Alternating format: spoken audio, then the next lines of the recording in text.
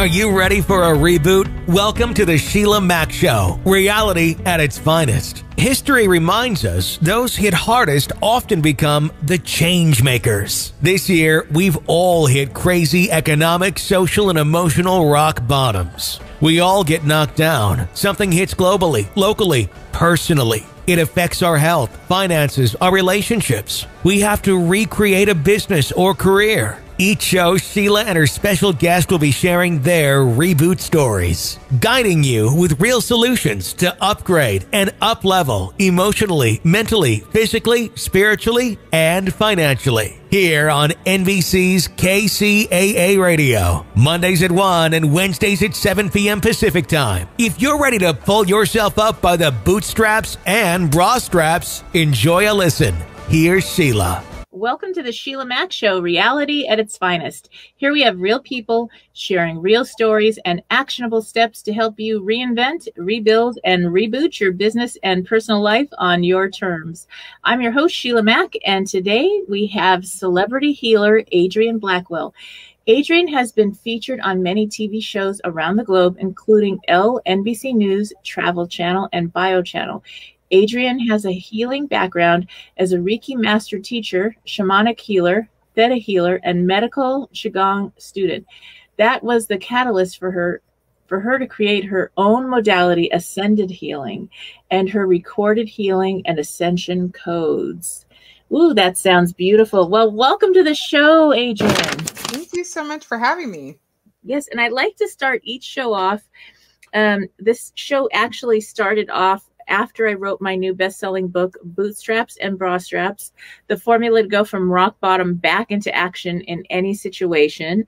And this last 12 months, we have had every situation that we probably couldn't even fathom before these 12 months. So I like to start off with maybe if you could share with the audience a time in your business or personal life where you had to overcome a tough situation and how you got back on track.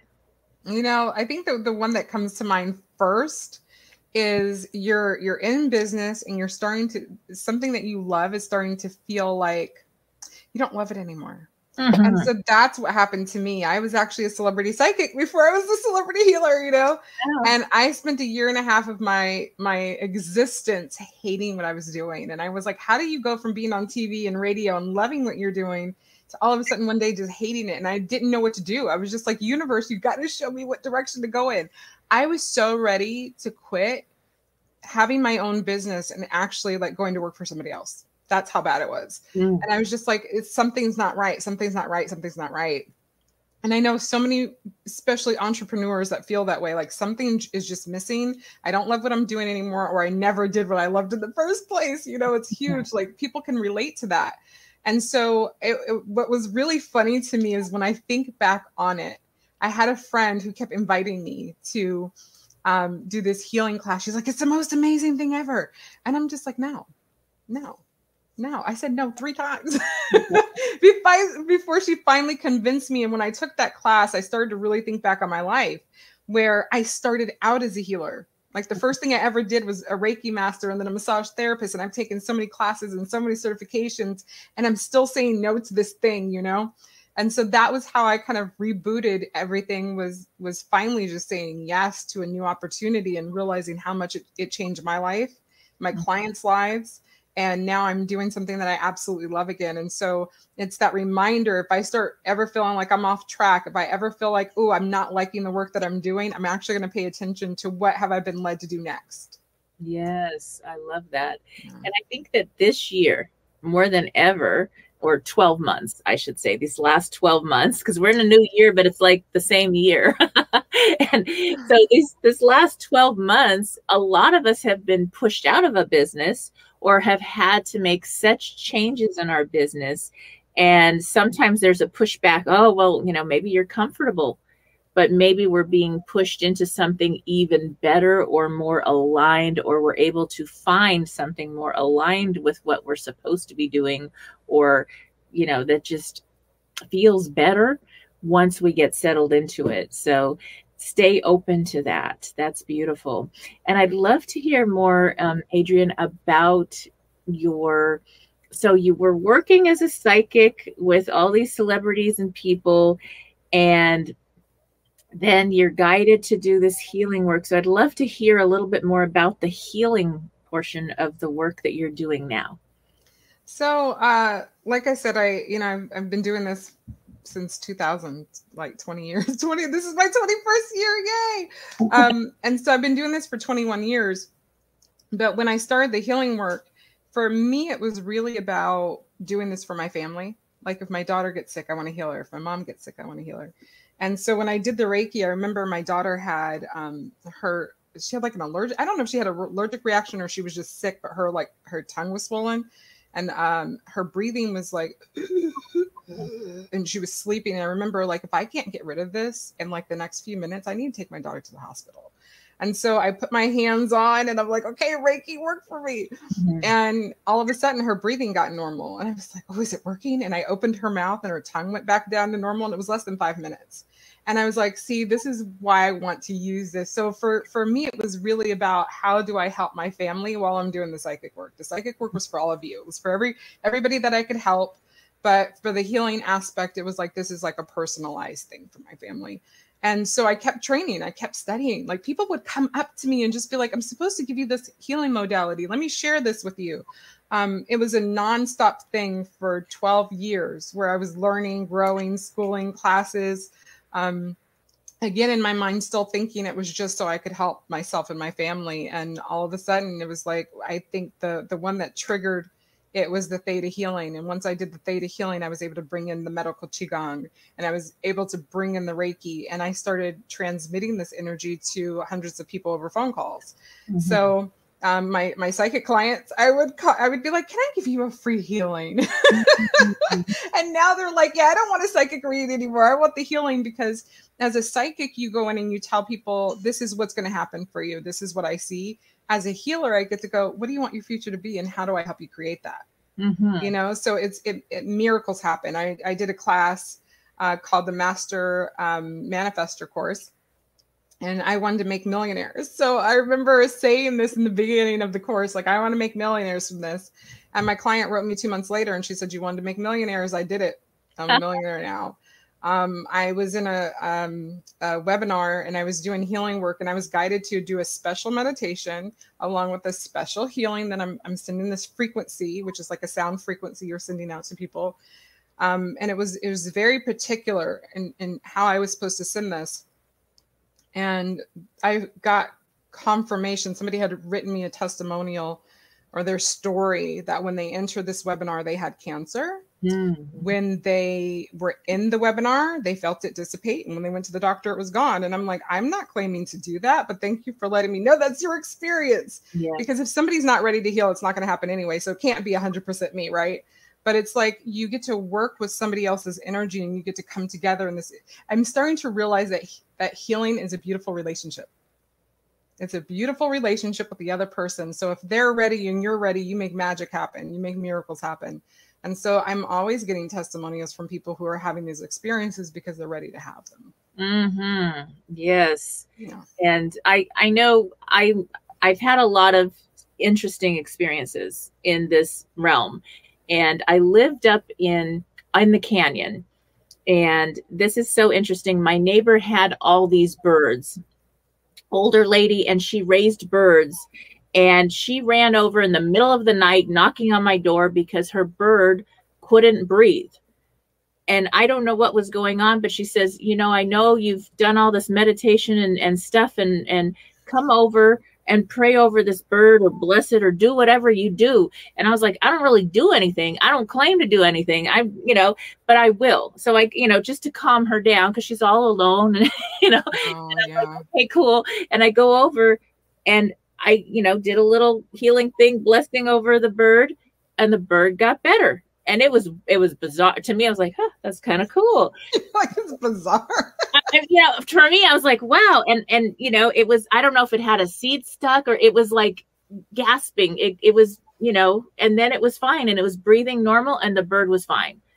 Month goes by, another bird, she calls me over. This bird, I felt over the bird and I was like, this bird, I could feel the energy that the bird was like, I am ready to go. and the bird did not make it. I mean, it made it a little bit, but it didn't make it long. And I said, I don't think this bird wants to be here anymore. It's ready to transition. And she was mad at me. I was like, no, I mean, and I was like, but she got over it. But she had been extending the bird's life for a very long time because she loved her birds like her children.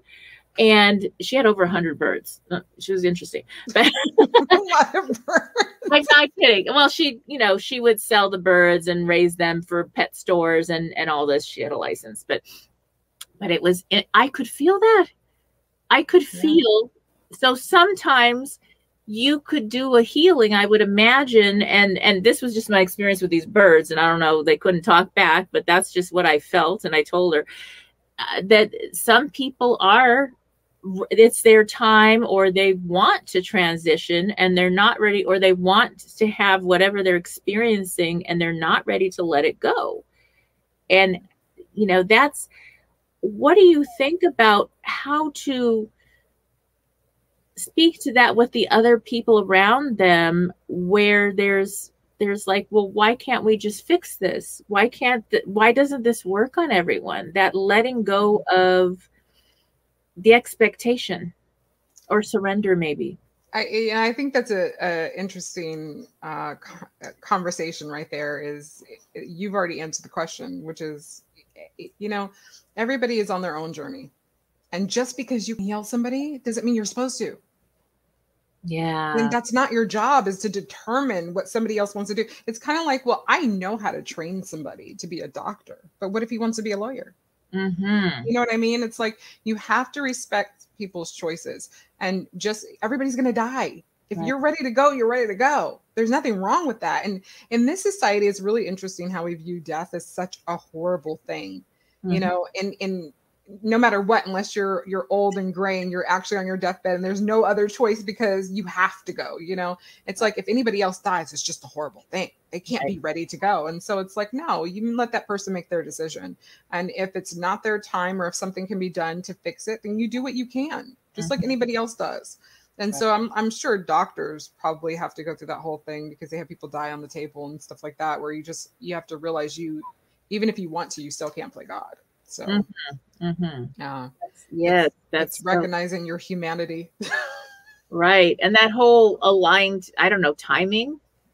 Is it their time, or is it, their wish to move on, to transition? Or I just kind of like the way you put it, where it's just that they're ready to go. And that's exactly how you describe the birds. Like the bird wants to go. It's done. People have the same thing. Reiki is taught in hospitals. Or not taught, it's done in hospitals. Because I remember 20 years when I learned it, they were telling us how here's these centers that are actually bringing in the Reiki practitioners. So I'm sure there's a lot more happening now. And a lot of people who worked in hospitals would tell you, like, we put our hands on somebody and we have to warn their family, like, if they're ready to go, we're just helping them transition. This won't make them better. It will actually help them transition easier. Mm-hmm. And so there's like this disclaimer that comes with that when people could possibly die, is like, we just help them transition and make it a lot easier, more comfortable for them to actually do it. And sometimes you come back from the brink of death, but that it's up to that person to determine that for themselves. Yes. Wow. That's so interesting. And now you're working with people through distance healing right now. How does that, I guess, theoretically work? Or? Well, it's interesting that you say theoretically, because I'm such a science buff, so I love the science behind it. But, some of the stuff that people can actually conceptualize is when scientists have done tests on twins, right? And so they've done these tests on twins, and one twin is in one country and one is in the other, and something happens and one twin knows the other twin is in trouble, or that the other twin even died. How is that even possible? Right. And then they've done tests where they've put a person into like a cement room where nobody else can do anything to them at all. They take their blood, they take their DNA, they put it 20 feet away, and then they stress the person out. Guess what happens to their DNA that's 20 feet away? It's stressed out. Wow. So it's like, we have science that's proving that we can affect things at a distance, right? This is not make believe anymore. This isn't just what the ancients taught. This is literally scientific. And just to give people a really clear idea, if you still don't believe it, how are you using your cell phone? It's wireless. Mm-hmm. There's nothing attached. How are we talking right now? It's like it's over wireless, right? It's over internet. Our brains were the first one to discover that because we could talk to people. We have brain waves. Like we even hear these words on a regular basis. We hear energy, we hear brain waves, but nobody thinks about what that actually means. Nobody thinks about what it actually means, but a brain wave is a wave that's sent out like a microwave or, you know, a radio wave. It's being sent out. Who's receiving it if we're sending it out? Everybody else. We're the towers and we're the receivers. So that's basically how it works. I've been doing this long distance for the last 20 years. I very rarely had clients in person because I've always had clients all over the world. So it's just always worked this way. Wow. Yes, that's incredible. And it's really beautiful to be on the receiving end of a healing, let's say, or where something readjusts in your life or your physical body and you notice this difference. That's, wow, that's exactly what I needed. And so that's such a gift. And I'm wondering now, I mean, for myself as a mom, I have these 6 kids. They're all grown. One of them is now a spiritual being. He had a heart condition and he transitioned last year. And it's hard for our family, but it was something since 5th grade. We knew something was not quite right with his heart. And I think it was a gift of extra time. And so with that, though, I have kids all over. Some of them are in the service. They're doing things out there, and there's nothing I can do except for send them love and send them energy. And maybe, there's a time you don't agree or align with one of your kids or this, and you still, as a parent, you can only send them love and energy. And I have a belief that they feel that they know that maybe their DNA cells feel that love energy and know there's something that's there even when they're alone or going through a tough time. And that could be, I think, for a friend. What is your advice for how everyday people, all of us, can maybe put some energy out to shift or give more positive healing to our world right now, which we definitely need? You described it. Yeah, you send love to your kids. You can send love and prayers to anybody. People are generally doing it.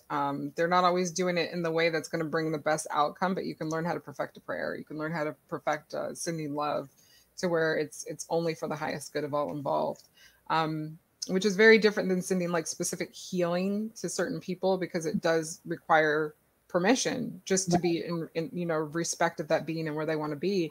But the whole entire world, we're in this together.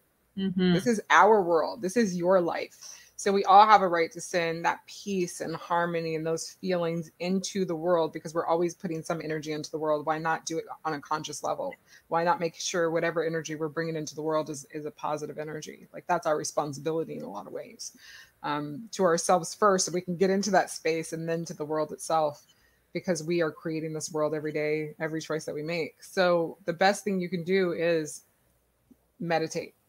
The best thing you can do is take a moment just to think, there's peace, there's love, and I'm accepting of that thing that I'm putting out into the world. The more you're able to accept what you're putting out, the faster it's going to work. It's really interesting, is I really want to move. I want to move so bad. Like, I'm so ready. And I got messages from my guidance. It's not time yet, because I want to go live in the country. I want an orchard. I want to be away from people. Yeah. And they're like, every time you do a healing on yourself, every time you do a healing on your client, it's affecting your whole entire city. And so we can't take you out of that city yet. And so I'm like, so it's like, I get to be aware of what I'm putting out there. I get to be very aware that the reason I'm living in this home right now is because I'm putting energy out there, and it makes you really conscious of the energy you're emitting all the time. It starts making you think about those brain waves. What are they and where are they going? Yes. Your heart energy, where is it going? So I'm very consciously aware of what's being put out there. And I think all of us really should become that way. I love that. And I'd like to, maybe if you could explain, if somebody was calling in or wanted to have a healing, how does that work with them? And how do you structure that? What does that look like? So first of all, like I said, as a psychic, I'm like, okay, this is what's going to happen for you. As a healer, I get to start it out with like, what's your intention? What's your goals? What do you want to create? What's your passion? You know, I get to have a lot of fun with people. And sometimes it is fun because they're like, well, I want to build a new business. You know, I want to find love.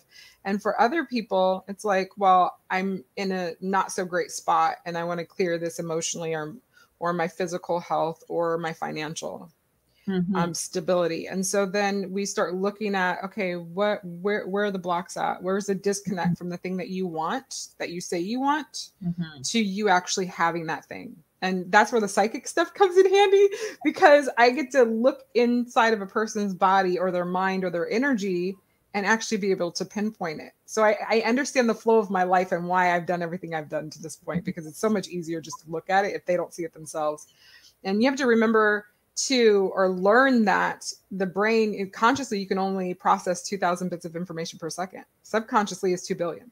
So there's a lot of reasons people do what they do and they don't know why they're doing it, or they're unsuccessful and they don't know why, because all that stuff is hidden, but it's still running your life. So a person like me gets to go in there and dig a little bit, and we get to discover what those billions over there are. And we use the energy work to extract it. And most people can feel it. A lot of people will yawn and they can't stop yawning when they're healing, because your body needs more oxygen when it's trying to do an instant healing, when it's trying to shift very quickly. And so a lot of people yawn. People have been telling me lately their ears pop, like their ears just start popping. You have people that will sometimes cry. Sometimes you'll laugh. You know, it's whatever energy needs to be released. You usually will end up feeling it tingling. And I just allow them to feel whatever they're feeling as things are moved. And then I just kind of update them with what I'm seeing. And then I ask them what they're feeling. What are you actually feeling? Because a lot of people will feel something lift up. They feel like I'm 10 pounds lighter. And it's interesting to know that you can actually release physical weight through healing. Because I remember one of the courses that I had went through, they were like, oh, this, you got to listen to the science behind this. But they would put people on a scale and write down their weight. They would do a healing on them and put them back on the scale, and people released up to 10 pounds just by doing a healing. We're going to schedule a healing right away.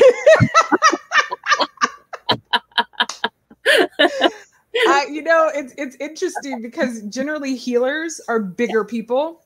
Right. And I had got a hypnosis session that was telling me that as I learned how to balance that energy, the weight is actually going to come off, but that I actually couldn't release it until I knew how to do that, because look at what you're doing. You need a body that can contain that level of energy. And now I'm 100 pounds smaller. Oh, wow. And I'm still getting smaller, but it really, for people who are actual healers who need to or want to release weight, you don't need to, if you want to release weight, it's about balancing how you're using the energy, which does take time. It does not happen overnight, because we're all kind of in school. We're all learning how to use our energies.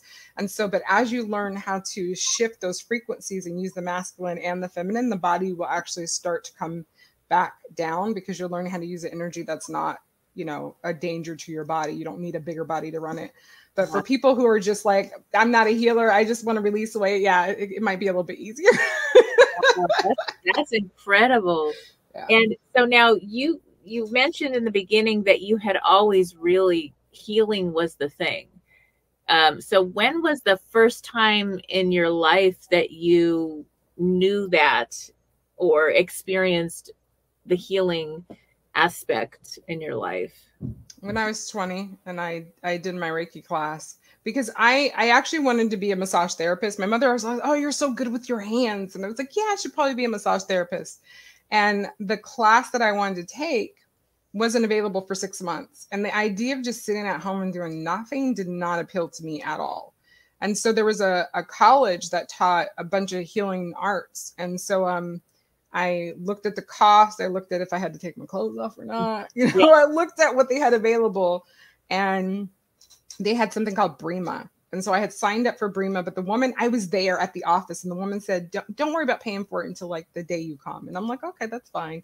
So then the day comes for me to take this class. And at the time my car had broke down, so I'm taking the bus. Yeah. And it took me an hour and a half to get there. So when I get there, she's like, oh my God, where have you been? I've been trying to call you for the last hour. The class is filled up. Oh no. And I was like, I said, is there another class that starts today, same price, and I don't have to take my clothes off? And she said, yeah, it's Reiki. And I was like, what is it? And she's like, well, it's really hard to explain. And I said, just sign me up. And that literally is what started me on that healing path, was that whole experience. And Reiki changed everything for me because I started understanding how the energy worked. And then I started getting my own healings, and then I started healing people and getting my own healings and healing people. And it's just kind of lifted off from there. And it's been an amazing journey, to be honest with you. And then for the psychic aspect, is that something you always had, or is that something you also did training to acquire, or how did that show up? I've been psychic my whole entire life. I remember the only time I remember as a child having an extreme experience was when I was telling my father not to let my sister go to spend the night over somebody's house. It wasn't going to end it well. And he didn't listen to me. And I just thought adults were stupid. I mean, I honestly thought that everybody was seeing what I was seeing. And how dare you do that to my sister? And it wasn't until I was 15, somebody actually explained to me that you're just psychic. And I was like, oh, I'm different. They couldn't have seen what I was seeing because I'm different. It was like that aha moment, because I was always upset about that since I was like 6. And so it was that aha moment for me.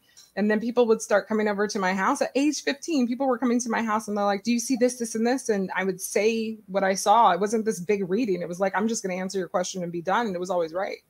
Yes. And so I was like, well, I guess I am psychic. Okay, there we go. Yeah. Wow. Yes. Yeah. So that's something. And then you took so many courses to bring that out more. No, I never took a class or a course. I moved to New Zealand.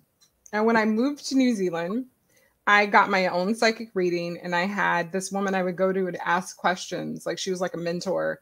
And then I got like my own tarot cards, and I started doing readings for people. And I had dropped one of my tarot cards in a hostel, and she picked up the card and gave it to me. And I was like, well, would you like a free reading? Because that was really nice of you. And she said, yeah. So I give her a reading, and she was traveling somewhere else the next day.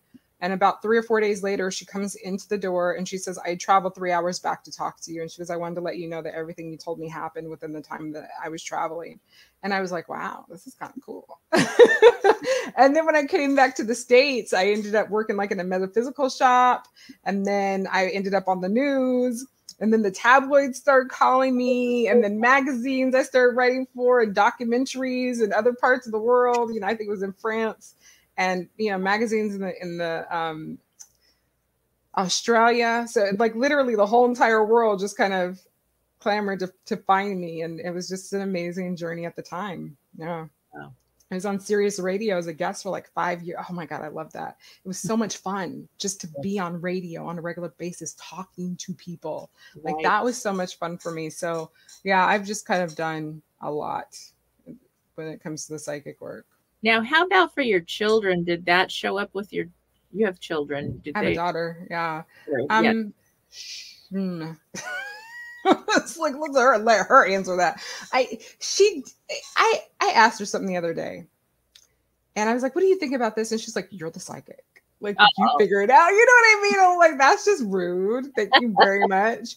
If she has an intuition about something, she'll tell you, but she doesn't come out and just like, oh, I use this on a regular basis. She gives me that responsibility, because for her, that's responsibility.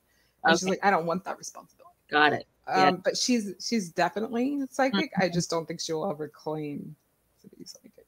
Right. Yes. Yes. It is so interesting how that happens, where it tends to be in the family a little bit, where some of us are a little more intuitive, or some are really psychic maybe, and then others are not so much.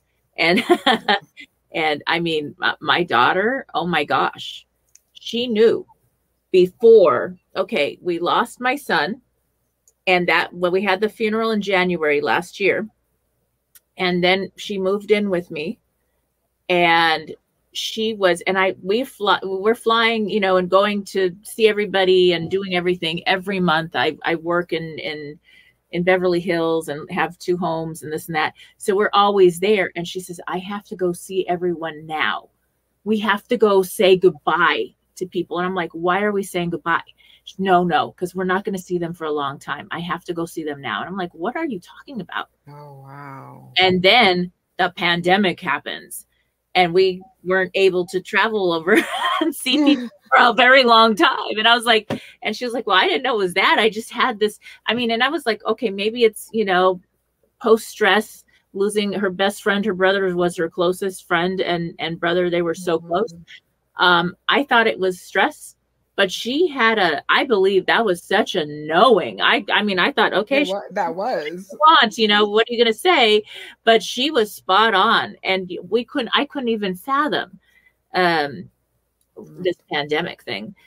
And yet she was right. And she got to see everyone. And so that was really important. I mean, she talks to everybody every day, but that on the phone, but it's still like she knew she needed to hug everybody and see everyone before this shutdown. So it's interesting. And she'd say, no, that wasn't psychic. That was just, you know,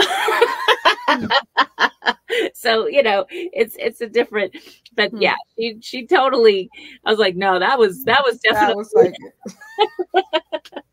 And it's interesting too, because that's how it works sometimes. Like sometimes you know why you're seeing what you're seeing. Like it just is, it kind of shows itself as a picture or a movie.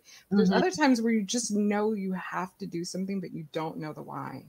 My mother, because you're talking about families, my mother told me, because she was against the whole psychic thing. I mean, she never really said it, but she was, you know, she raised me as a Jehovah's Witness, so I knew she was already against it. And when I finally explained to her how the psychic stuff is just science, you know, it's no different than people, you know, believing something completely different about the universe until they realized, you know, the science behind it. And so when I explained it to her, she goes, you know, that makes sense. I had experiences I hadn't ever told anybody about. I'm like, what happened? She told me at 5, she was floating above her body. She left her body and could see herself on the ground. But the most interesting one, she's driving down the road. My mother had to be at work at midnight. And she's driving down the road. And she said, I hear a voice that tells me to pull over and put the hood down, because she's on the freeway, to put the hood down. And she's like, no, I'm not doing that. Nobody's been under the hood. And the hood flies up and cracks the windshield. Wow. And she was like, now I understand why that information came. Yeah.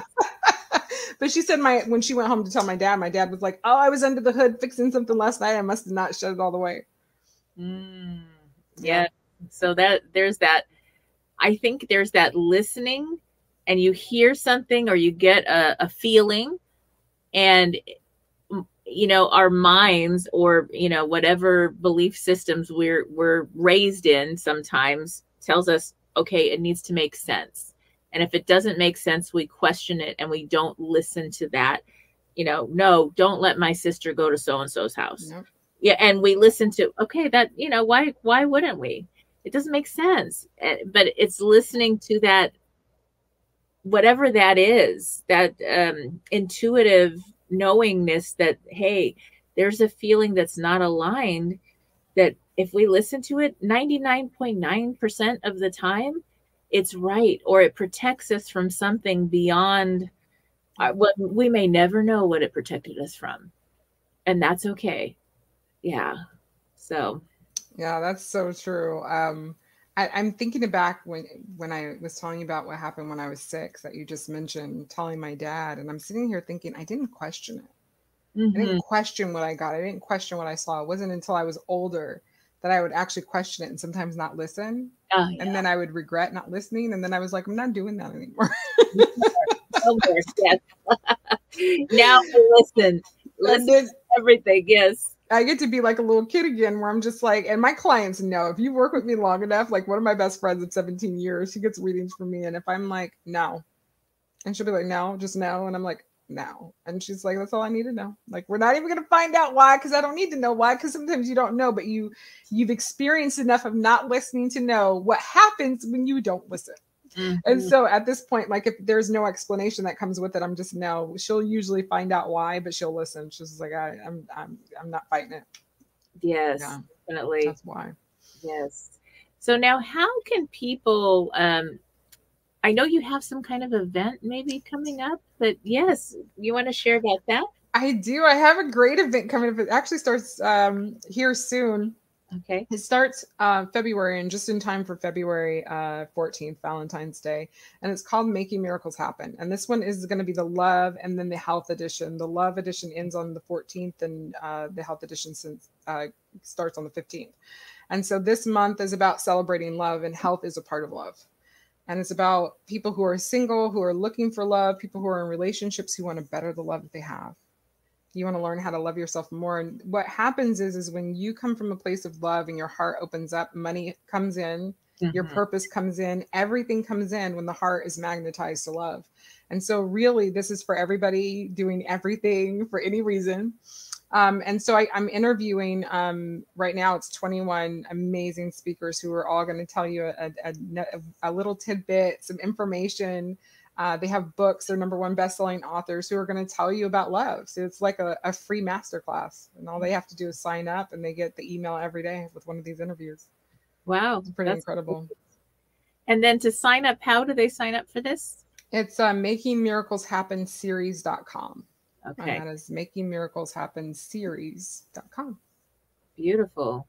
Wow. Well, that's interesting. So, yeah, because when I first heard of healing with you, my mind only went to the physical body healing and not really the healing that shows up as a manifesting or reorganizing of your life or whatever's not aligned, just heals and realigns to what's best for your life. So can you explain a little bit more how that healing or, you know, these practices work to heal other areas of your life other than just the physical body? I had a client. I remember I went to her house because I would do like psychic parties for her. And I was telling you when I first started the healing work, all my psychic clients, I was like, can I give you healing? Yeah. And so I told her I would give her a healing. And I think she was making something like $50,000 a year. And she's in a really expensive place. So it's not a lot of money. Mm-hmm. And she said, I just want to make more money, but I don't want to leave the security of the job that I have.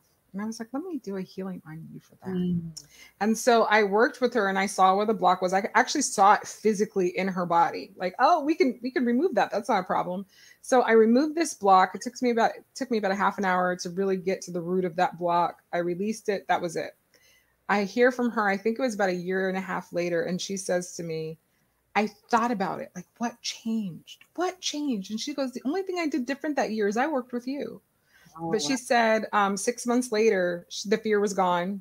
She had this offer to go work for a little mom and pop company, which is something she would have never done because it doesn't sound secure. Mm-hmm. And she said, I went and I did it. She goes, now I make $250,000 a year. And she goes, I'm embarrassed about how easy it is. Yeah. I'm embarrassed about, I don't do anything for this money. It was so funny. I laughed so hard. I was like, really? And she was like, not really, no.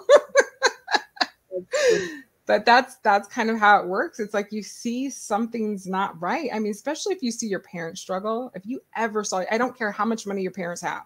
Mm-hmm. If you see them struggle, you can learn to struggle too. And so for a lot of people, that struggle means not having money. But mm-hmm. that struggle is, you know, having something, but you continually losing what you have. You learn your behaviors, you learn these beliefs. And so if I can go in and see the structure of that belief and where it came from, and we can have it all come crumbling down, then all of a sudden your natural state of being is happiness. That's all we want. Whenever we say we want money, we want love, we want this, we want that, it's all because we think it's going to make us happy. Well, if we go straight for happiness, that's what I want. That's what I need my healing on. I just want to be happy. Everything comes in to support that. Your life starts to work in the way it was meant to, the way it was designed to for you, which is different for everybody. Mm-hmm. And so basically what I do is I allow you to be the authentic you so that everything can be aligned and come in. Nice. And it's so much easier. So much easier. You don't have to chase anything. It just shows up, however it shows up, and you have gratitude, and then more shows up, whether that's love, relationships, financially, whatever it is, wellness. And I think that's the secret is letting go of the old stories a lot of the times, because we're stuck in that we have to not have happiness until we get XYZ, some kind of external thing outside of ourselves. We have to have the best relationship or the best shape or the best income or the best XYZ or the best home. And we have to, well, guess what? If we have the happiness where we're at now, that attracts, I think, all that other stuff to us. I mean, like, think about it. Would you ever want to be in a relationship with someone where you had to provide them with all their happiness? That'd be like, I don't think so. That's too much work. It would be miserable. That's right. So how could you be attractive to anyone if you wanted them to provide you with a happiness? And then, oh, and the wealth too. Not only do I want you to provide me with happiness, but you better have a lot of money. Oh my God. That's exhausting to think about. You literally have just exhausted me. Like thinking about that is like so tiring. Nobody wants that. Nobody wants that. Why do I want a child or somebody that I have to provide all this? And what, you know, there's no give and take. It's like, you know, it's a genie. It's not a real person.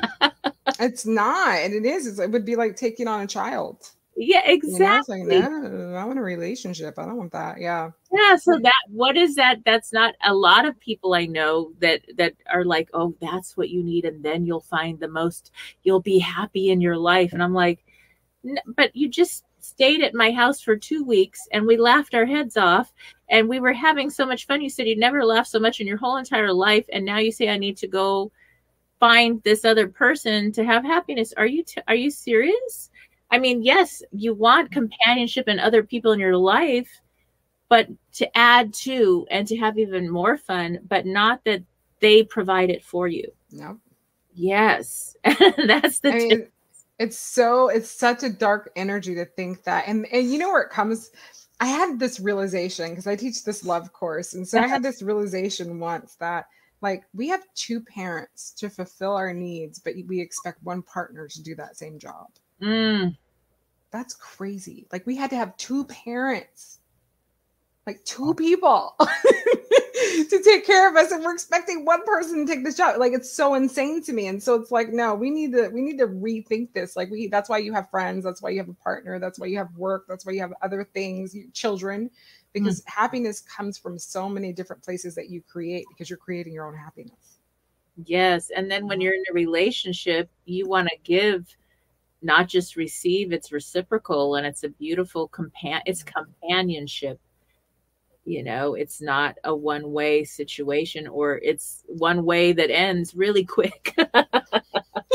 It's like, okay, goodbye. Next. So that's so interesting. Wow. Well, I love the event that you're going to have. And that is something to definitely sign up for. Now, how can people also sign up for the healing or to work with you on that level? Yeah, there's lots of ways to work with me because you can get like one-on-ones, you can do the webinars and all of that, but you can find it all out by simply going to adrienblackwell.com. It's that simple. Beautiful. I'm also on Facebook, but you know, who knows what's ever going to happen to Facebook, so websites are more important. Yes. We never know. Exactly. Look at MySpace. Yes. Yes. So adrienblackwell.com and sign up for a reading. That sounds wonderful. Or a healing. And then what is the master class again that you're the link for the class on the 14th? On the 14th, it starts on the 1st. So it's first through the 14th is love, and then 15th through the 21st is health. So it's a 21-day event. Oh, wow. Okay. Yeah. And what is the link for that one? That is, you mean like the dailies? Yes. Because the interviews are 30 minutes each, but it's 2 people per day. So it's an hour. Oh, nice. Wow. And so that's something you can watch live or you can watch the video recording of that. And that's a great way to bring in this new time as we're stepping into this new year. And time is kind of interesting right now because I'm like, okay, it was November and now it's going to be February. How did this happen? Yeah, you know how I feel every day. Yes. And they say it gets worse the older you get. And I'm like, how do we slow it down? Please? Right. Yes. And now we have to think about our young people that, do you remember? I remember being very young and somebody told me, you know, a month. And a month to me sounded like a year. No, I got one better for you. I remember when my mom, I specifically remember this. My mother told me she wanted to take a nap for an hour. And then I had to watch the clock for an hour and wake her up an hour. That was horrible. I was like 5. It was the worst time of my life. Like it felt like it was 1,000 years. Right. Yeah. Yeah, I remember those days. I remember when it was like a week. We're gonna go to Disneyland in a week. Like it was horrendous. Like it was so horrible at the time. As a little kid, you're like, I'm gonna be dead by the time it happens. I'm gonna be old. I'm telling you. So, I mean, I think about people like my daughter and kids that are still very young, and we don't know when lockdown's going to end. There's not a time in some of our states. And it's like, we don't have a time. We don't even have a date. It could be like a month. It was supposed to be 2 weeks. So it is a tough time. It was supposed to be 2 weeks, wasn't it? I forgot about that. Yeah. 2 weeks. My daughter and I were like, it's not going to be 2 weeks. We knew that much. Can you imagine though? But it's a tough time. So give the younger people some extra room, extra love. I mean, just remembering what that was like, where a minute, a day, waiting to go to a date or something. And even that's tough right now. So we all got to get on your show for on the program for the 14th, the 1st through the 14th, or the 21 day, because that's something that's really tough right now. This whole love and relationship and bringing love into everything. Wow, definitely. So, all right. Well, our time is coming to an end, and I'd love to interview you again as things go, and hear how things progress for you. So thank you again for being a special guest. And for those listening, stay tuned. We'll be back after these messages. Okay, this is the pen I have always wanted.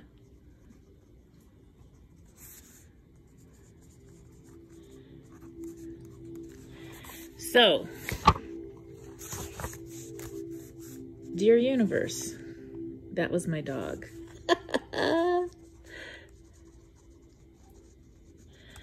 Please send over the people that are supposed to be in my life that I've always wanted, the friends, the relationships, the business clients and partners, and all the incredible things. And Puppy Maple says she's already here. It just got me to thinking, this pen was the pen I've always wanted. And all the other things I've always wanted are out there. And all the things that you've always wanted are out there too. Just believe and ask them to be sent your way. And so it is. If you are just tuning in, this is NBC's Sheila Mack Show here on KCAA Radio, the station that leaves no listener behind. I'm your host, Sheila Mack, and I have some news for you. Yes, you. I'm celebrating my 3rd year now on the station, and will be expanding the show to a global network as well. You may now find the Sheila Mack Show on all major podcasting channels, and if you have not subscribed to my YouTube channel, all the episodes are now available for viewing there as well. And I'm asking you for a quick favor. If you like the show, please help support the spread of this reboot channel on YouTube as well. My goal is to help as many people as possible through our interesting times to rebuild, reinvent, and reboot your business and personal life.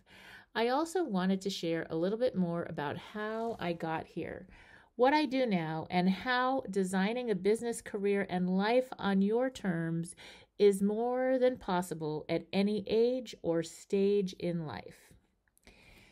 I am an enterprisingly forward-thinking consultant, show host, and best-selling author. But how did I get here? Well, I began my career as an entrepreneur and property investment strategist back when I was 23 years young, when I boldly quit my government job with NASA JPL to open my first of 5 large gift stores, while also starting to invest in property. I got to work with some of the world's most loved companies, such as negotiations on leases with Warner Brothers and winning trips to London as the top-selling Crabtree and Evelyn provider in the U.S. for multiple years. My stores were built on heart as I gave back to the community I came from. So now, some of you know this and some of you don't know this, but as a young girl with parents who were not well enough to care for me, I was homeless at age 10, then in foster care, where it was really hard to get a job while in the system. I finally emancipated at the age of 15 to start college early. While running my stores, I worked with a government program. Back then, it was called Job Training Partnership Act, making my stores an open source training site where close to 200 at-risk youth started their careers.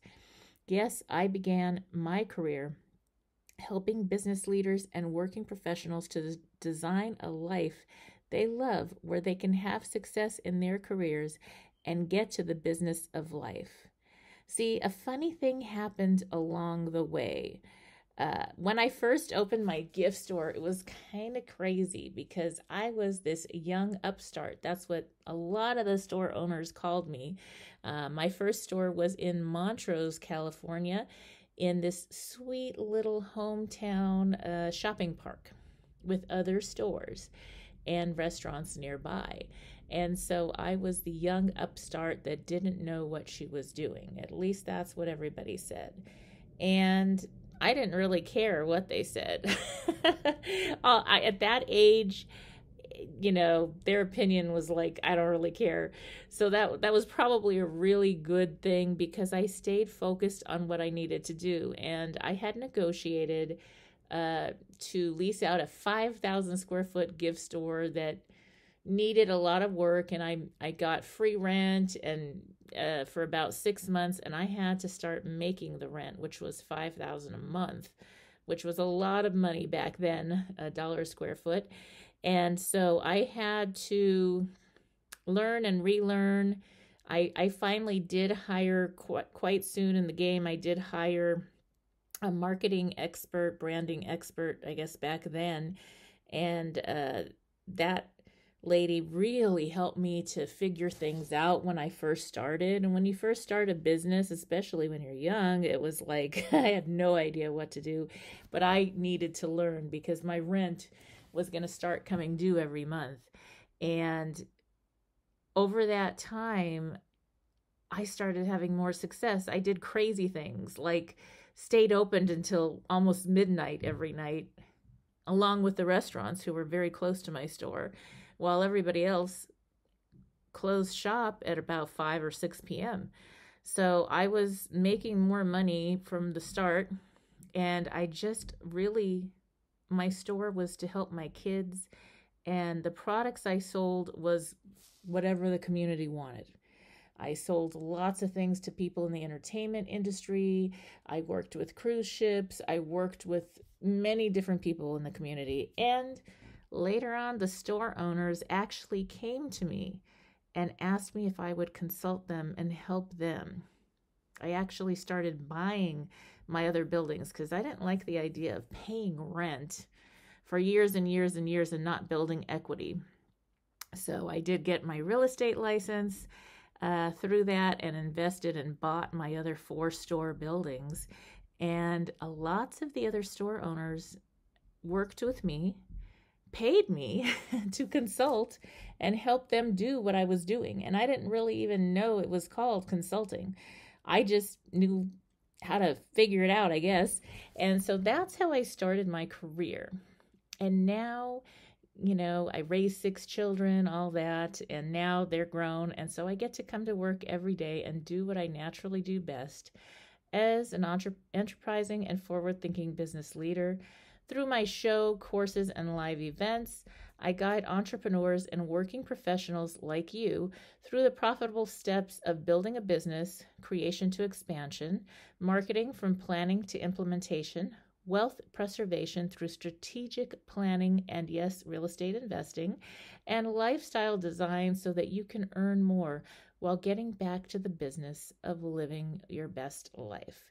So I do invite you to tune in here to KCAA Radio, and also I would really appreciate it if you went to my YouTube channel, Sheila Mac Show, and gave a subscribe and a listen to some of your favorite shows.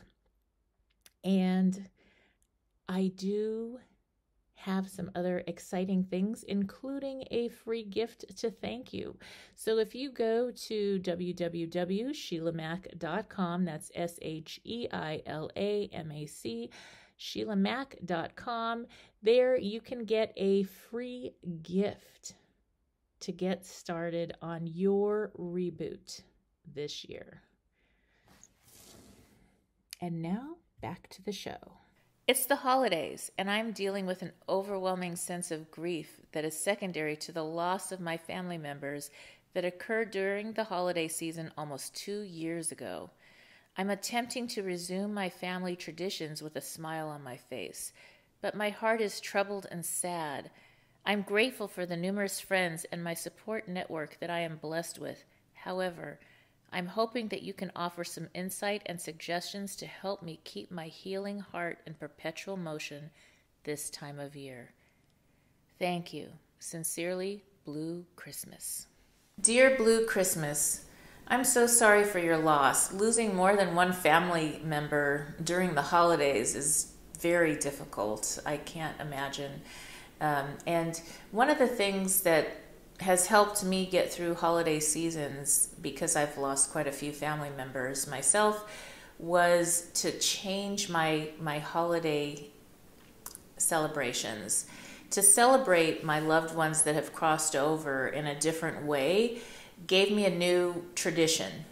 And that may help you as well. I'm not sure how you celebrate your holidays or how you did in the past, but save a place for them at the table, maybe have a ceremony for them and send them love, and then stop and pause for a moment before you plan your holidays this season and think about what, if they were living with you today now, what would they want for you as your relative? What would they want to see for your happiest holiday this year?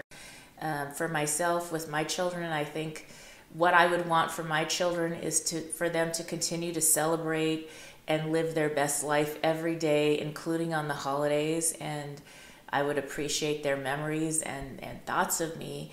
So I think that may help. And just forming new traditions.